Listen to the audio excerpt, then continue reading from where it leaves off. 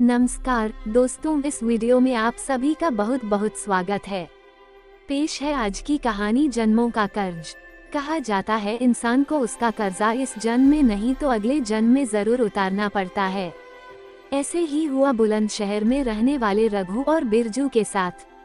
वो दोनों शहर के एक आम से मोहल्ले में रहते थे। उन दोनों की दुकान गोल बाजार के आसपास थी। रघु की कपड़ों की दुकान थी जहां हर तरीके की हर उम्र के लोगों की पोशाकें मिलती थीं। बिरजू का फर्नीचर का काम था। वो बना बनाया फर्नीचर बेचता और लोगों की फरमाइशों के आधार पर उनके लिए फर्नीचर बनाता भी था।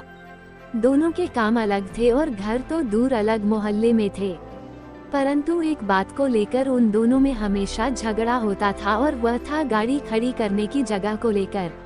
बाजार में दुकानें तो ही थी पर पार्किंग की जगह बहुत कम, इसलिए कभी तो रघु को तो कभी बिरजू को गाड़ी खड़ी करने की परेशानी झेलनी पड़ती थी। उसे दुविधा के लिए दोनों एक दूसरे पर इल्जाम लगाते रहते और अक्सर बात बढ़ जाती। एक बार तो झगड़ा बहुत बढ़ गया था जब बिरजू की कार रघु की कार से थोड़ी टकरा गई थी। बात मार पीट पर उतर आई थी।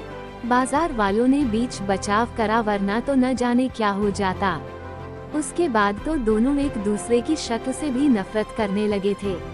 लोगों के समझाने पर अब वह दोनों कार की जगह स्कूटर से दुकान आने लगे थे। उन दोनों के बीच की दुश्मनी और बाजार रोज की तरह चल ही रहा था कि अचानक एक दिन बाजार वालों को खबर मिली कि पास के मोहल्ले में सामुदायिक दंगे भड़क उठे हैं। बाजार बंद करने का फटाफट निर्णय लिया गया।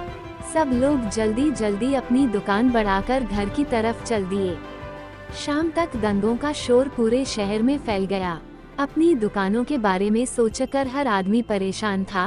कब तक ये झगड़ा चलेगा? जल्दी काबू में आ जाएगा या और बढ़ेगा? घर कैसे चलेगा? अगर बात ज्यादा बढ़ गई तो क्या होगा? हर आदमी के दिमाग में एक ही चिंता थी, परंतु उस वक्त शायद सभी का वक्त उल्टी दिशा में चल रहा था। दंगे बढ़ते बढ़ते रघु के मोहल्ले के करीब आ गए। लोगों के ऊपर एक जुनून सा सवार था। क्या और क्यों कर रहे हैं उन्हें कोई होश जैसे था ही नहीं। मार काट करना, दुकानों और वाहनों को आग लगाना, ये सब वो कर रहे थे। उनके पास आने की खबर सुनते ही रघु ने पत्नी और बच्चों को अपने साले के घर मुंबई भेज दिया। पड़ोस की एक गाड़ी मुंबई जा रही थी। किसी तरह जगह बनाकर उसने उन्हें तो गाड़ी में बिठा दिया और पत्नी से कहा, मैं घर बंद कर दूसरे जरिए से वहां पहुंचता हूं।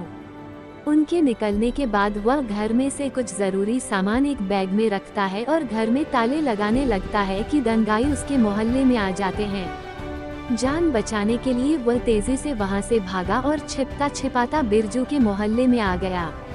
उसे समझ नहीं आ रहा था कि वहां से कैसे खुद को बचाता हुआ मुंबई पहुंचे। तभी बिरजू वहां से निकल रहा था। उसकी नजर रघु पर पड़ती है। रघु, तुम यहाँ छिपे क्यों बैठे हो? क्या हुआ? रघु बिरजू को पूरी बात बताता है। बिरजू का रघु से झगड़ा जरूर था, परंतु इंसानियत के नाते वह रघु को अपने घर ले आता है। तुम यहाँ आराम से बैठो, मैं तुम्हारी पत्नी से तुम्हारी बात करा देता हूँ। रघु अपनी पत्नी को अपने सकुशल होने की खबर देता है। बिरजू के यहाँ रघु आराम से रात बसर करता है। प्रभु की कृपा से अगले दिन खबर मिलती है कि दंगों पर लगाम कस दी गई है। फिलहाल एक दिन का कर्फ्यू रखा गया था।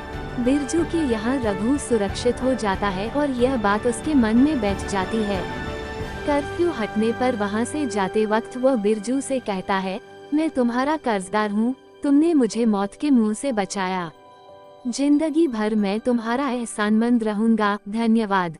कुछ वक्त बाद अपने व्यापार के चलते बिरजू शहर से कहीं और चला जाता है।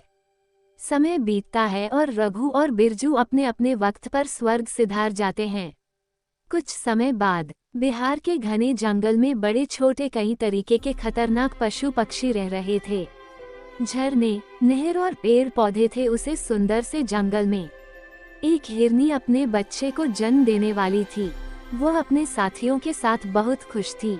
जंगल अपने कानून के चलते अच्छे से पल रहा था। तभी एक दिन कुछ शिकारी जंगल में आए और उन्होंने सभी जानवरों और पक्षियों को मारना शुरू किया। अपनी जान बचाने के लिए सब जानवर इधर उधर भागे। हिरनी भी जान बचाने के लिए भागी और एक गुफा में घुस गई।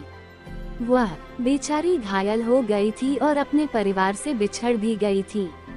तभी उसको प्रसव पीड़ा शुरू होती है। वह तकलीफ में जोर से चीखने लगती है। गुफा के अंदर एक शेरनी रहती थी।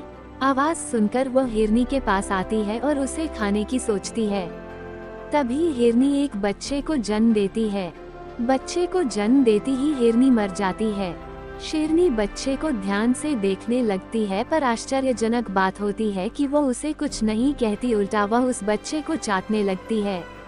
कुछ समय बाद जब बच्चे में खड़े होने की ताकत आती है तो शेरनी उसे पानी के पास तक ले जाती है। कुछ दिन तक अपने बच्चे की तरह उसकी देखभाल करती है।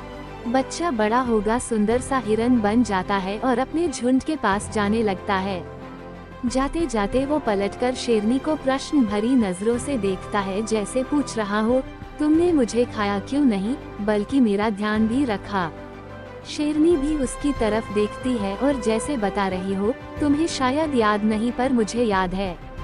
पिछले जन्म में तुम बिरजू नाम के आदमी थे और मेरा नाम रघु था।